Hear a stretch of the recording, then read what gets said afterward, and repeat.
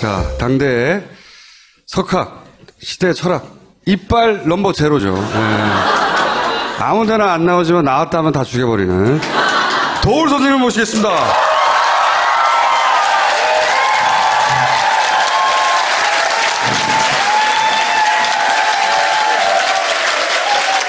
당연히 보통 이렇게 이제 온화한 표정으로 시작하세요. 사진을 보십시오, 선생님. 이렇게 시작하셔가지고 이렇게 끝나죠, 이렇게. 철학자시니까 이 문제를 제일 먼저 질문드려야 될 것 같아요. 이번 대선의 의미가 뭡니까, 선생님? 여기를 나오니까 정말 사람 사는 곳인 것 같네요. 우선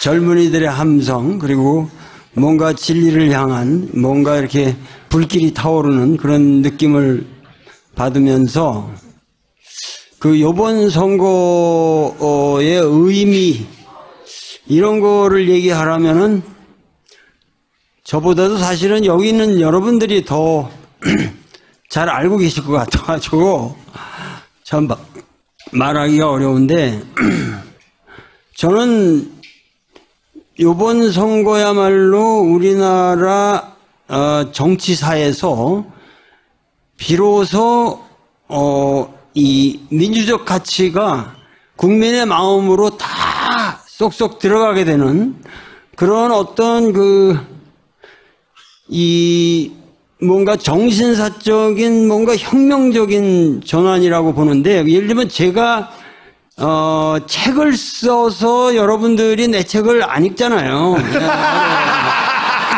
어렵잖아요. 아무래도 뭐 어렵고, 그리고 또 우리 전문 세계라는 게 항상 전문 세계에서 돌아가는 레토릭이라든가 이 전문 수로들 때문에 여러분들이 상당히 고통을 받죠.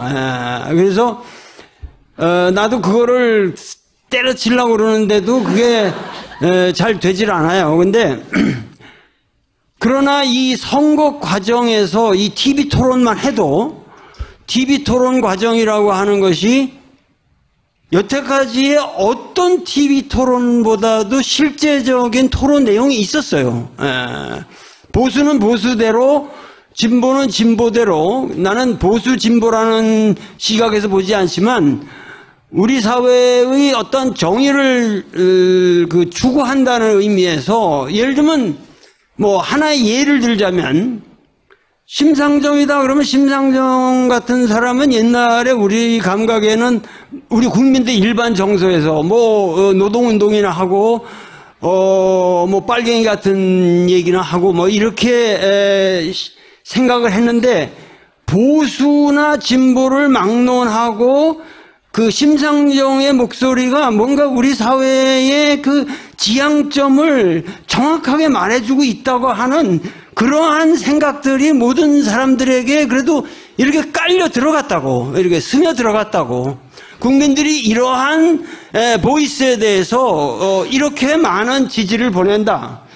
그리고 이 심상정의 표는 기본적으로는 안철수 거를 갖고 올 거예요.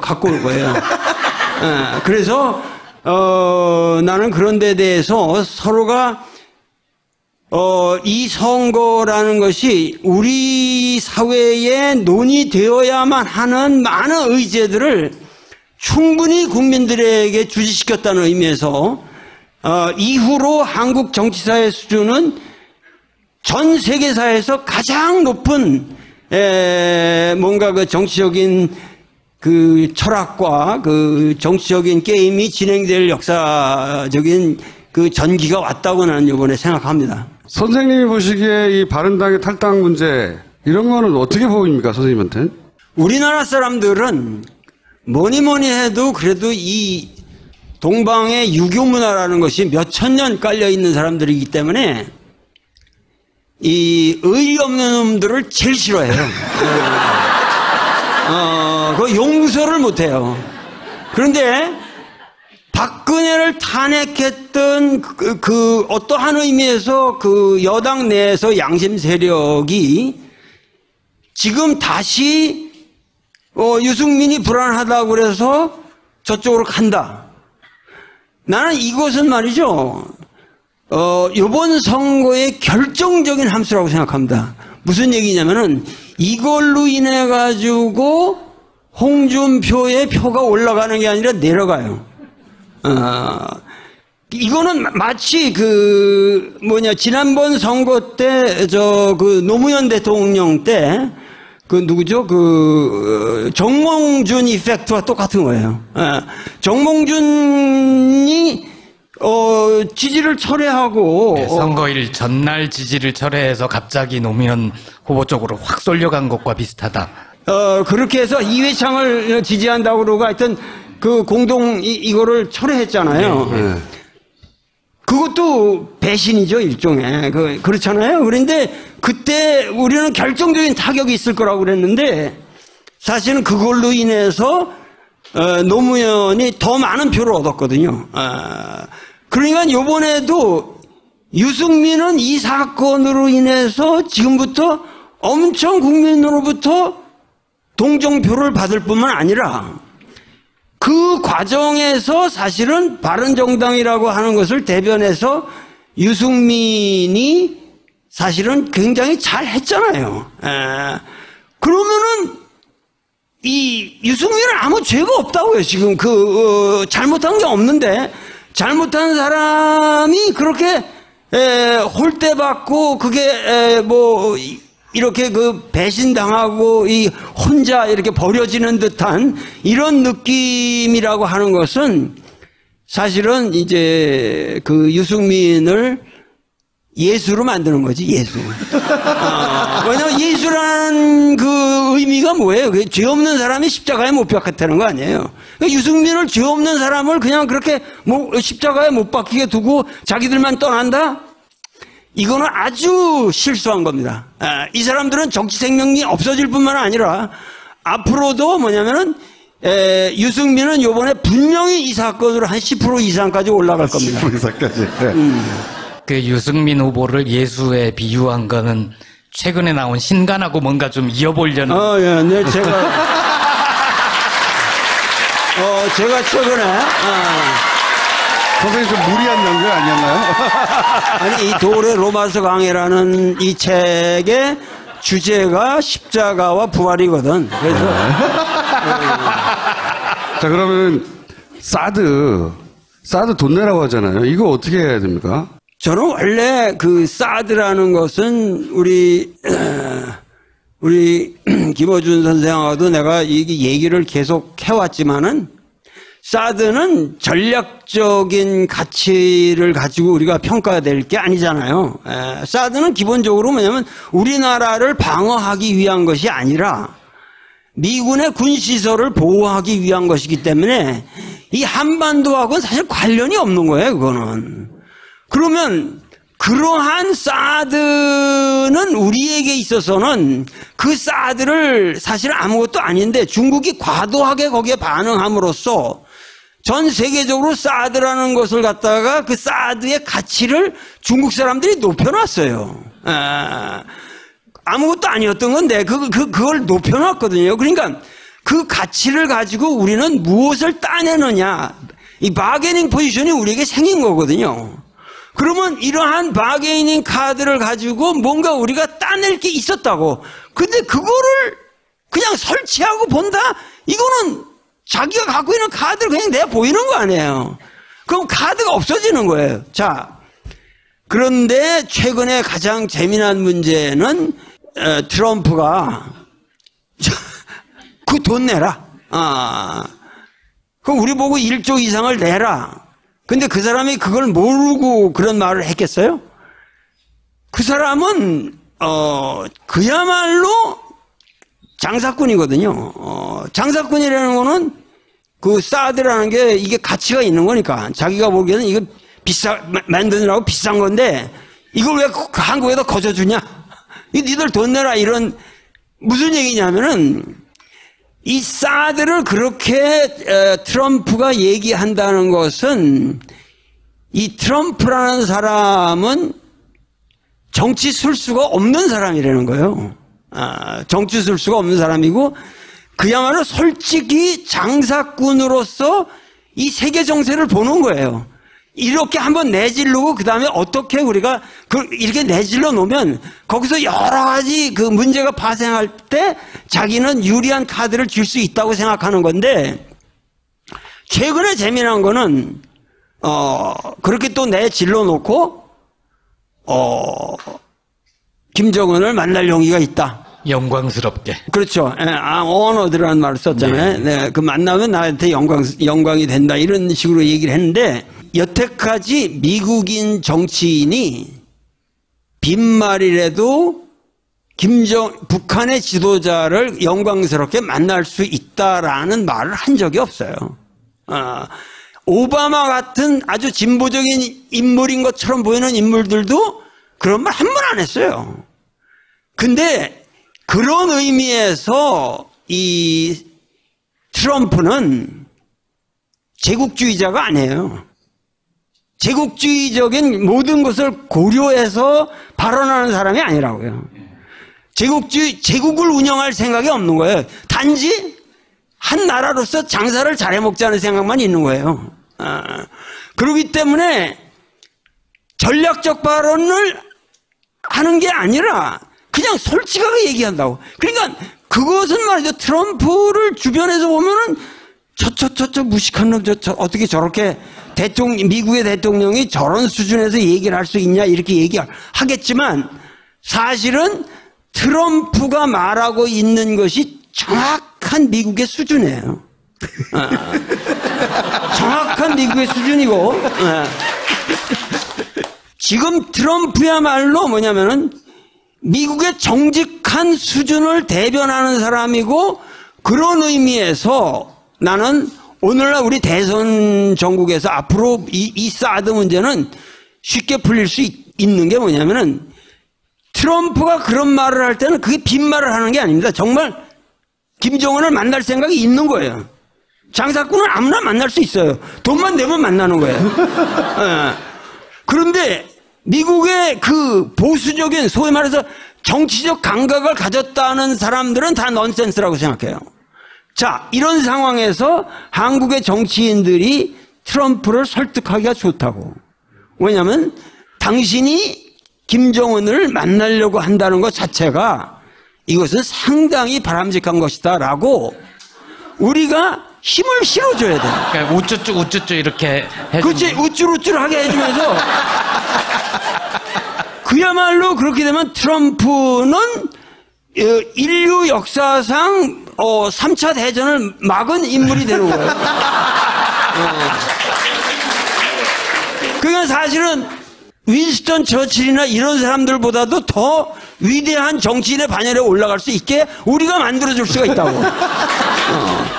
그러니까 이번 선거의 재미난 의제는 뭐냐면, 북풍이라는 문제가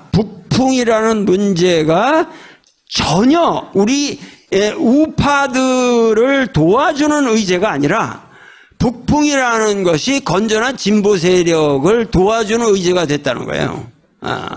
이것이 이번 선거에 아까 최초의 의의로 말한다면 나는 이거 제1의 의의로 뽑아요. 더 이상 북한을 빙자해서 국민들에게 공갈치는 건 영원히 불가능한 거예요. 이제는 영원히 불가능한 새로운 시대가 온 거예요, 이미. 그러기 때문에 이럴 때야말로 우리가 사실은 이런 상황이 온 것에 가장 결정적인 함수가 하나 있어요. 그게 뭐냐면 이정희, 통진당? 통진당인가요? 결정적인 것이 뭐냐면은 박근혜가 이정희가 아주 배기 싫어가지고 네가 그 텔레비 토론에서 나를 그렇게 연맥일 수 있냐? 굉장히 학술적인 용어를 그래가지고 역시식 그야말로 완벽하게 그 표독한 개인적 사감 때문에 통진당을 없애버렸잖아요. 없애버렸잖아요. 그게 말이 되는 얘기냐? 그런데 결과적으로는 통진당을 없앴다고 하는 것이 이 모든 진보 세력들한테 굉장히 편하게 된 거예요. 뭐냐면은 더 이상 종북 세력이니 이런 주사파니 무슨 종북 세력이니 그 소위 말해서 이 통진당은 어떤 의미에서 그 옛날 우리나라에서 그 NLPD 이런 거 가지고 그 사람들이 그 NL이라는 그 계파 아니에요. 그러니까 혹시 통진당도 NL이라는 예수 반열입니까? 예수가 된 거지, 그러니까. 그러니까 그야말로 십자가에 못 박혀가지고 책도 한번 들어주시고. 그런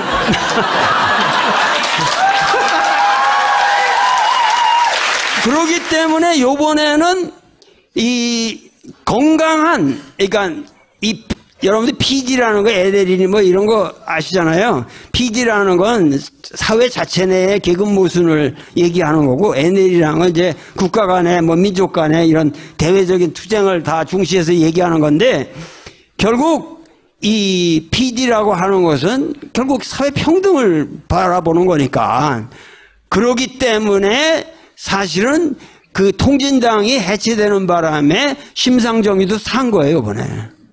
심상정의가 산 거고, 또 재미난 거는 저쪽으로 본다면은, 소위 말해서 이 반대편에서 본다면은, 지금 국민의당 사람들, 국민의당이나 바른정당 사람들이 그렇게, 치열하게 박근혜를 탄핵할 수 있었던 힘이 어디 있었는 줄 아세요? 사실은 그 사람들은 유승민을 믿었던 게 아니라 반기문에 대한 희망 때문에 박근혜를 탄핵했던 거예요. 반기문을 데려오면은 충분히 우리가 승산이 있기 때문에. 그런데 데려와 보니까 반기문은 이게 허당이거든. 그러니까 모든 기획에서 오늘날까지 오는 지금 박근혜 탄핵까지 오는데 사실은 반기문의 역할도 우리가 잊어서는 안 된다는 거야. 그렇게 해서 유승민으로 낙착됐는데, 유승민은 얘기하는 걸 보면은 재미난 게 뭐냐면은, 유승민이 얘기하는 것은 이쪽 안보 문제나 이런 거는 완전 꼴통이죠. 완전 꼴통인데, 국내 문제, 사회 문제를 파고드는 것을 보면은 그 사람처럼 상식적이고 예리한 사람이 없어요. 그리고 그 사람의 그러한 사회적 문제를 다루고 그 사람이 바라보는 경제 전문가로서 바라보는 경제적 안목이라고 하는 것은 내가 보기에 그 사람의 안보 주장과 전혀 맞지를 않아요, 논리적으로. 그 사람의 지력과, 이게 무슨 얘기냐면은, 안보 문제까지 자기가 그러한 입장을 취하면 자기는 보수라고 말할 수 있는 근거가 없어지는 거예요. 그러니까는 이 사람은 다 알아요. 다 알면서 지금 안보 의제는 무리하게 자기가 그렇게 끌고 가는 거예요. 그러나 사회적 문제로 들어가면은 사실은 이 심상정이나 문재인보다도 더 치열한 측면이 있어요. 그렇기 때문에 국민들한테 그 사람, 그리고 얘기하는 자세가 굉장히 침착하고 아주 탁월하잖아요. 그 학자로서의 쌓여진 공력이 있다고. 그러기 때문에, 결국은 나는 요번 이 유승민이라는 이 캐릭터가 상당히 앞으로 이 짧은 기간이지만 급상승하게 될 거라고 나는 확신해요. 유승민, 심상정 두 후보에 대해서 덕담을 해주셨는데 혹시 두 분 중에 마음에 두고 계신 분이 있습니까? 아니면 그 두 사람에 대한 덕담이라기보다 결국은 이 사람들이 홍준표에 이렇게 비교를 하면은, 홍준표라는 사람은 말하는 것이 전혀 우리 사회의 현상 유지 정도도 아니고, 이거는 우리 역사가 지향하는 어떤 하등의 가치를 구현하려는 그 자세가 전혀 없잖아요. 그러니까 사실은 이것이 상당히 들으면 들을수록 귀엽게 봐줄 수는 있지만 비루하게 들린단 말이에요. 비루하게.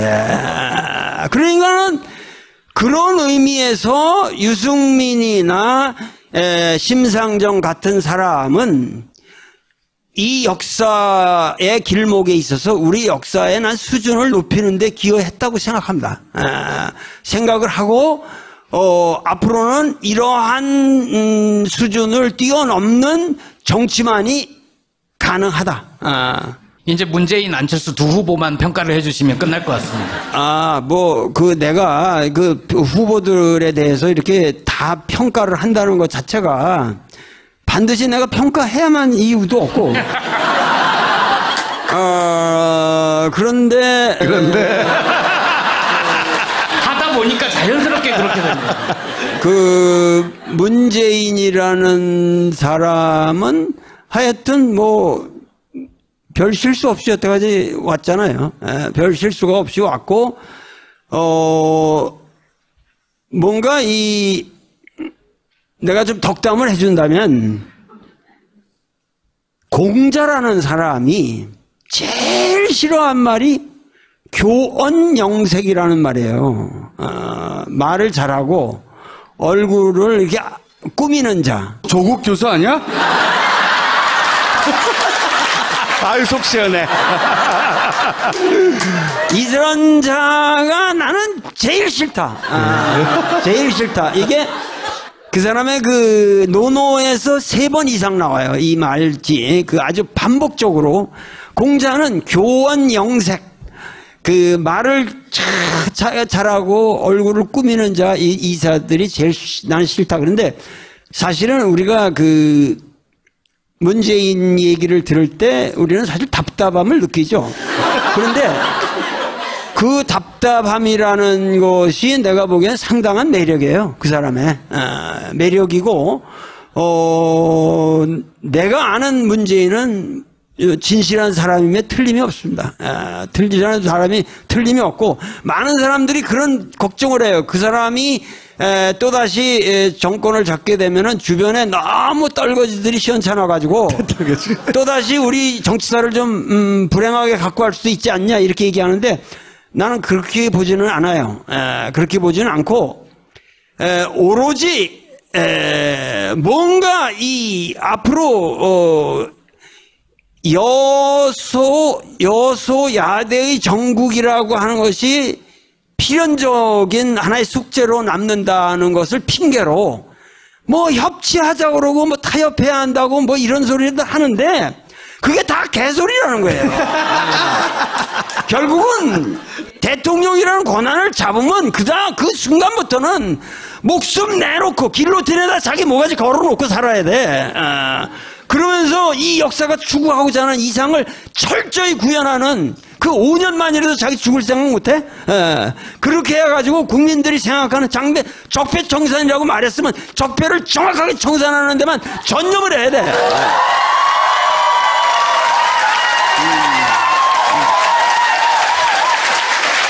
그러니까는 우리나라에서 가장 문제가 되는 게 지금 얼떨떨한 세력들이라는 거 전부 어떻게든 개헌이나 하고 이래가지고 또다시 새로 이렇게 해가지고 몇 년 대통령 못하고 쫓겨낸다 이렇게 의회에서 다 조작할 수 있다 이런 꿈을 꾸고 앉았을 거예요 지금. 그런데 그건 넌센스예요. 우리 국민은 그거 허용하지 않아요. 그리고 한국의 헌법처럼 좋은 말이 다 쓰여진 훌륭한 헌법이 없어요. 나는 헌법의 전문가라고 내가. 그렇기 때문에 한국 헌법은 고칠 게 아니라 그건 해석의 문제예요. 개정의 문제가 아니에요. 미국 헌법보다 우리 헌법이 훨씬 위대합니다.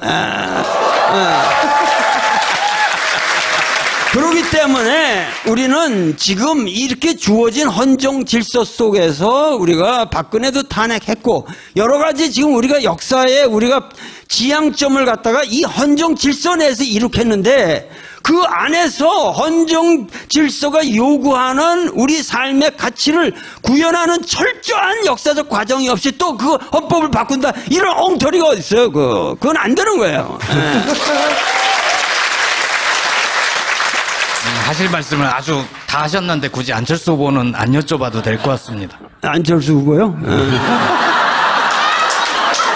안철수 후보는 그저 순진한 대학생 같아요.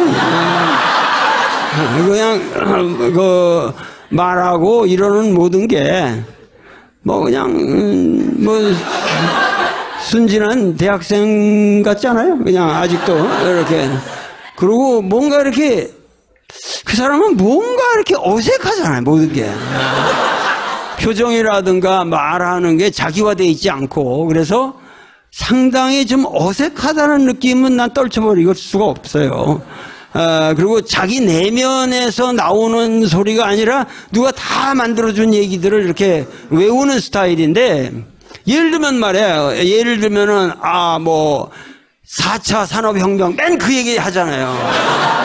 근데 그 사람은 4차 산업혁명을 정말 모르는 사람이에요. 그거는 자기 전문이라고 생각하는데, 4차 산업혁명이라는 건 딴 거 아무것도 없어요. 뭐냐면 실업자 양산하는 새로운 구조예요.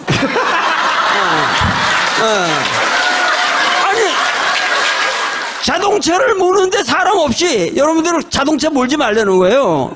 그리고 이게 다 기계로 해서 다 알파고가 몰아준다는 건데, 그러면 모든 공장도 이제 점점 다 그렇게 변하고, 모든 게 그러면 인간을 이 문명에서 퇴출시키자는 게 4차 혁명이라고.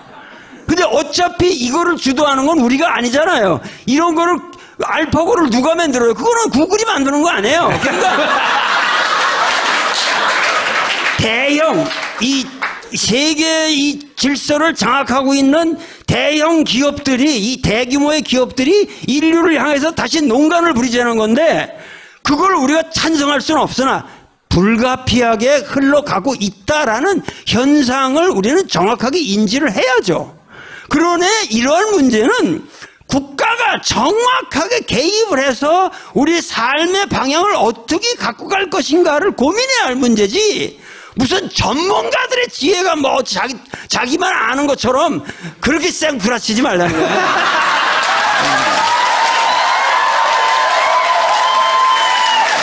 지금 저 레벨에 오르셨어요.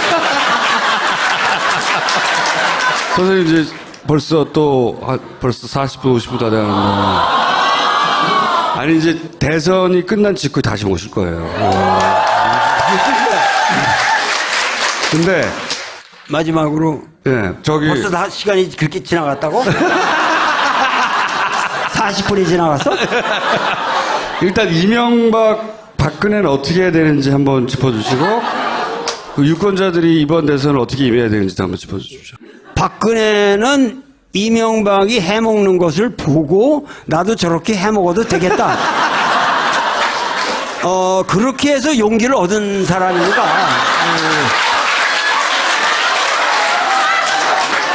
그리고 항상 그 모든 죄라는 것이 이렇게 선례자가 이렇게 아주 역사에서 이게 별 대가를 안 치르고 넘어갈 경우, 박근혜는 지금도 이 이명박처럼 자기 자신의 죄악을 전혀 인지하지 못하잖아요. 내가 잘못됐다는 생각을 못해요. 그러기 때문에, 그리고 이제 그러한 도덕 불감증이라는 것을 갖다가 지금 홍준표가 그대로 계승해가지고 그거를 계속 팔아먹고 있는데, 박근혜는 절대 사면해서는 안 됩니다.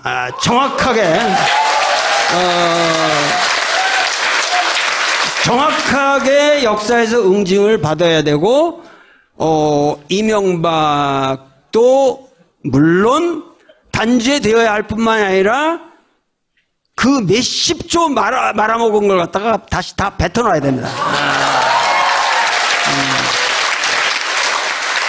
내가 꼭 해야 될 한 얘기가 있어요. 하나의 얘기가 우리 역사에서 이 대선에서 너무 짚고 넘어가지 않은 문제가 하나 있습니다. 근데 제 책을 보면은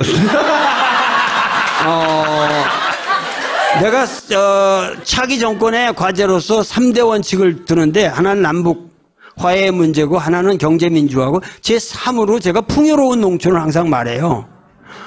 근데 이 우리나라 농촌이라고 하는 것은 많은 그 후보들이 뭐 한두 마디씩 했으나 그건 근본적으로 농촌 문제를 파악을 못하고 있어요. 그건 무슨 얘기냐면은, 농촌에 지금 농산물 생산이라고 하는 것이 그 가치로 따지면 우리나라 GDP의 3%도 안 돼요. 그리고 농촌에다 무슨 투자를 해도 거기서 부가가치를 생산한다는 것은 불가능해요. 집안에 엄마 아버지가 돈이 없다고 해서 내쫓겠느냐 이거야. 어?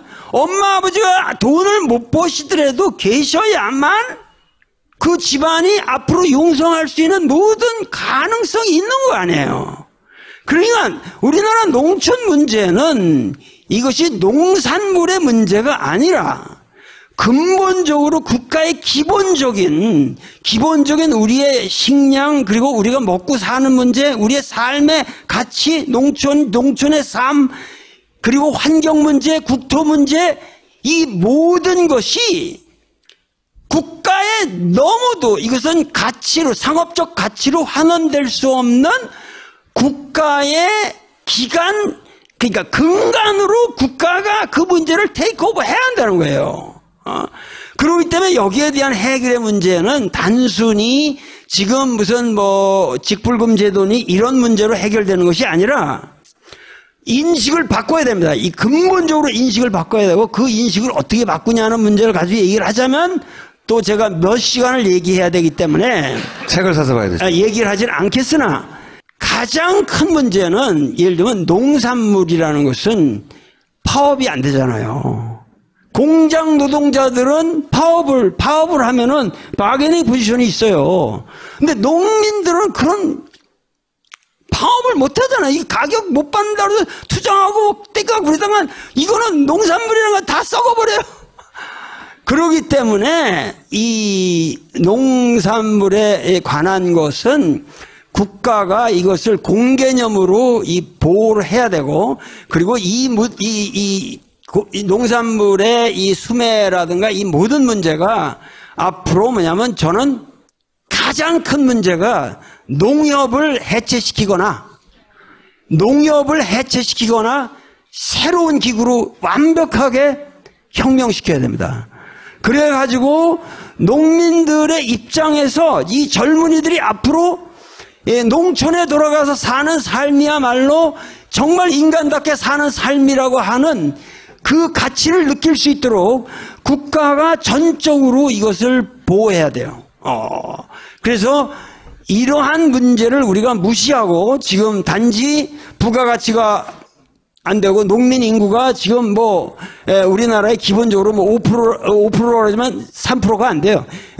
이 연령이라는 것도 지금 평균 연령이 60세를 넘어가고 있고 이렇게 되면은 이것은 여러분들은 여기서 잘 살고 있는 것 같지만 수십 년 아래 우리 국가 기관이 망가지는 아주 대사태가 옵니다. 그래서 이러한 문제에 대해서도 이번 우리 여러분들이 의식을 가지고 꼭 마음속에 짚고 계시기를 갈망합니다. 알겠습니다. 언론이라고 하는 개념이 바뀌었잖아요. 언론이라는 개념이 바뀌었고 그러면서 이 역사적 의식이 상당히 개별화되고 젊어지고 그러니까 요번 촛불이라는 가장 큰 특징 여태까지 모든 데모나 모든 혁명은 항상 조직이 움직였어요. 그러나 요번 촛불 혁명이라는 건 조직이 없어요. 전부 개인이 나온 거라고 개개인의 양심을 걸고 이것은 잘못됐다고 생각했기 때문에 그냥 개인이 가족 단위로 다 나온 거예요. 그렇기 때문에 앞으로 오는 우리 새로운 혁명적 국면이라고 하는 것은 이러한 국민 개개인의 개인 각성된 의식을 통과하지 않는 정치는 이제 못 살아요. 절대 못 살아요. 그러니까 꼭 투표합시다. 그렇기 때문에 모든 개인이 자기 양심을 걸고 이번 투표는 꼭 해야 됩니다.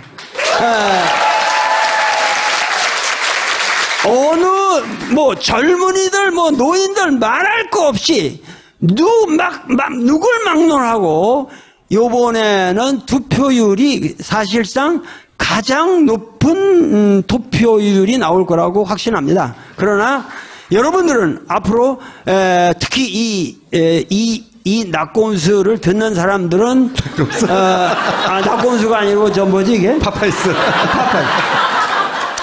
이 파파이스를 듣는 사람들은 1000% 1000%, 그리고 주변의 모든 사람들을 데리고 꼭 나가서 투표를 하시고, 누구를 찍을 것인가 하는 것은 이미 충분히 여러분들이 아시고 계시기 때문에 제가 말하지 않겠습니다.